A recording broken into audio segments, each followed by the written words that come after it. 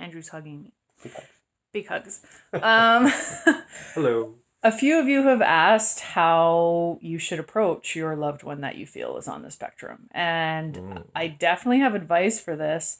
I will say for us, though, me and Andrew are both huge advocates of therapy and getting help. Yeah, some people aren't. And some people aren't. So it wasn't a new subject for us. Andrew had a therapist in Calgary for a long time, as did I, psychologist. I had a sports psychologist. I've also seeked help in different areas of my life. Life's hard sometimes. Yeah, and we both feel it's important. When we first met, I told Andrew, if we ever get married, we're seeing a marriage counselor 3 times a year through our entire marriage. Yeah, it's like a checkup at the doctor, but Yeah. it's for your relationship. And baby's coming, but we were planning a family, and I think it's important to just have a check-in point. How are you communicating? So Yeah. we're already open to seeking help.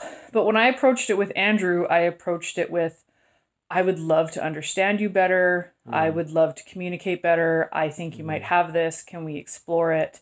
And he was okay with it.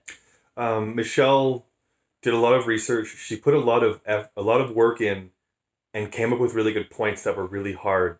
Like I'd have to be one stubborn son of a bitch to be like, yeah, no. It's like I couldn't, like if I can't argue or if I can't debate with you, then then I have to believe what you're saying. Like, right? So Michelle did really good, and I was like, I'm okay. Like that's, and I'm usually pretty oppositional, but she did really good work. Yeah.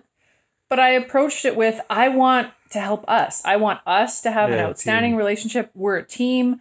We need to understand each other. I also looked into some of my tendencies to figure things out. Yeah, that was really humbling too. It's like, yeah.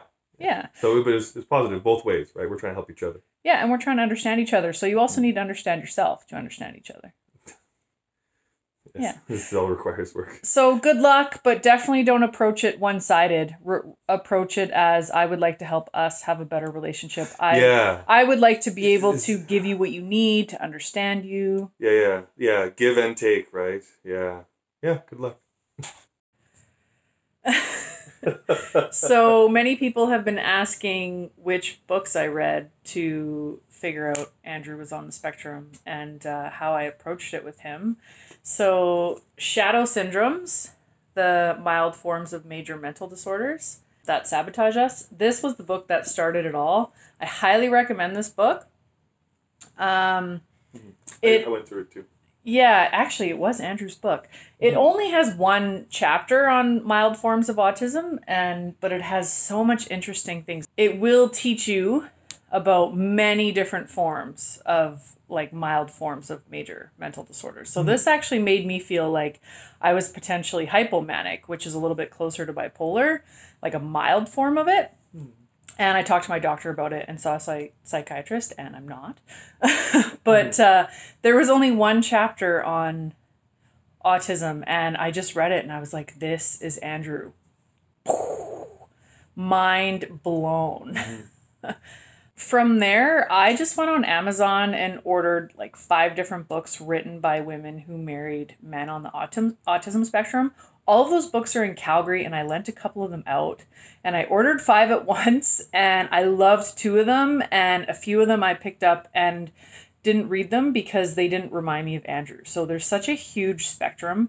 So my advice to you would be to check out many books and see which one works for you, because the one that I understood best for Andrew might not be the one that helps you understand your partner or loved one. So, but Shadow Syndromes, I highly recommend because it gives such a nice base level on so many different forms of... Yeah. It's going to help you understand, like, people and the world just a little better. And then it's a good place to start. Yeah, absolutely.